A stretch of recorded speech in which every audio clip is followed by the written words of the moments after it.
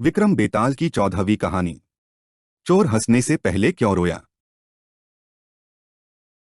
एक बार फिर राजा विक्रमादित्य बेताल को पेड़ से उतारकर कंधे पर लादकर योगी की ओर बढ़ने लगता है।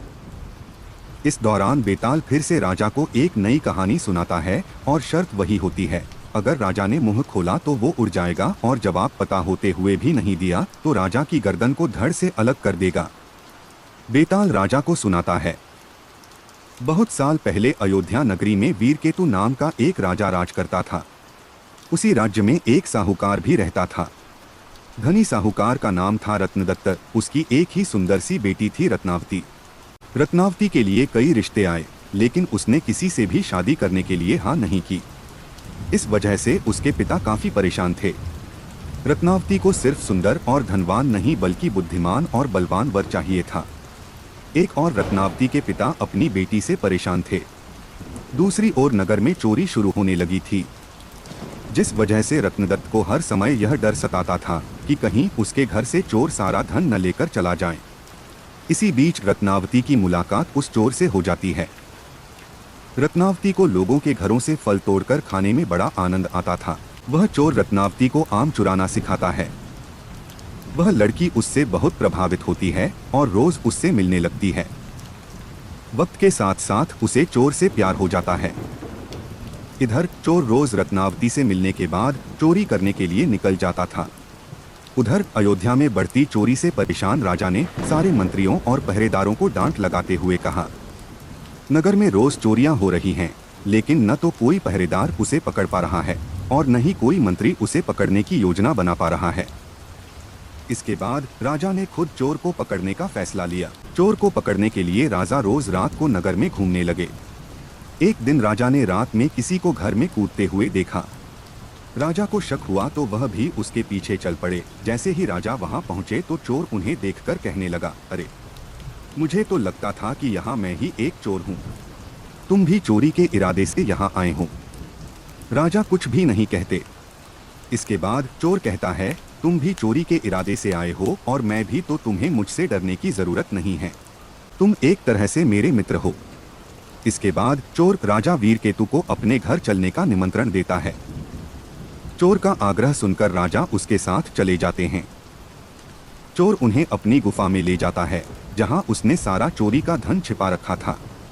राजा वीरकेतु इतना सारा धन और गुफा में मौजूद सुख सुविधाओं को देखकर हैरान रह गए। कुछ देर बाद राजा ने चोर से पूछा, तुमने इतना सारा धन इकट्ठा कर रखा है, तुम्हें चोरी करते हुए डर नहीं लगता? चोर जोर से हंसकर कहता है, राजा की सेना में कोई भी साहसी नहीं है और ना ही वो अपने काम को ईमानदारी से कर रहे हैं। अगर एक व्यक्ति भी अपना कार्य ईमानदारी से करता तो इतना मुश्किल नहीं होता मुझे पकड़ना। एक चोर राजा की पूरी सेना पर भारी पड़ गया है, वहां कोई योद्धा ही नहीं है। यह सुनते ही राजा ने अपनी तलवार निकाली और चोर से युद्ध करके उसे अपना बंदी बना लिया। चोर हैरान रह गया। उसे कुछ देर बाद समझ आया कि इतनी देर से राजा भेष बदलकर उसके साथ थे। राजा वीरकेतु उसे अपने साथ राजमहल ले जाते हैं और फांसी पर चढ़ाने की सजा सुना देते हैं। जैसे ही इस बात का ऐलान होता है कि चोर पकड़ा गया और उसे फांसी होने वाली है तो रत्नावती परेशान हो जाती है। उसे पता चल गया था कि राज्य में जो चोरी कर रहा था वही उसे आम चुराना सिखाता था। परेशान होकर रत्नावती अपने पिता रत्नदत्त से कहती है, पिताजी, जिस व्यक्ति को मैं मन ही मन अपना पति मान चुकी हूँ उसे राजा ने पकड़ लिया है और वो उसे फांसी पर लटकाने वाले हैं। आप कुछ कीजिए। रत्नदत्त को अपनी बेटी की बात समझ ही नहीं आती है। तब वह अपने पिता को चोर और अपनी मुलाकात के बारे में विस्तार से बताती है और कहती है कि वो उसके बिना नहीं रह सकती है। रत्नदत्त अपनी बेटी को समझाने की कोशिश करता है। जब बेटी नहीं मानती है तो वह मजबूर होकर राजा के पास चला जाता है। वह राजा को बताता है कि उसकी बेटी रत्नावती चोर से बहुत प्यार करती है।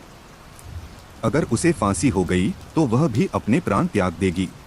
वह व्यापारी अपनी बेटी के खातिर राजा को सोने के सिक्के और चोर द्वारा चुराया गया सारा धन देने का प्रस्ताव रखता है, लेकिन राजा उसकी एक नहीं सुनते।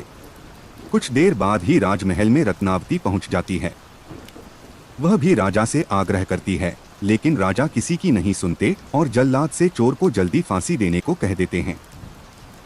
जैसे ही चोर को फांसी होने वाली होती है, वह पहले रोता है और फिर जोर से हंसने लगता है। उस चोर को फांसी होते ही लड़की भी अपने प्राण त्यागने की कोशिश करती है। उसी वक्त आकाशवाणी होती है। भगवान रत्नावती से कहते हैं, हे पुत्री, तुम्हारा प्रेम बहुत पवित्र है। तुम्हारे इस प्यार को देखकर हम बहुत खुश हुए हैं। तुम मांगो जो भी तुम्हें मांगना है। यह सुनकर रत्नावती कहती है, मेरे पिता का कोई बेटा नहीं, आप उन्हें आशीर्वाद दें कि उनके 100 पुत्र हो जाएं। एक बार फिर आकाशवाणी होती है, ऐसा ही होगा, लेकिन तुम कुछ और भी वरदान मांग सकती हो।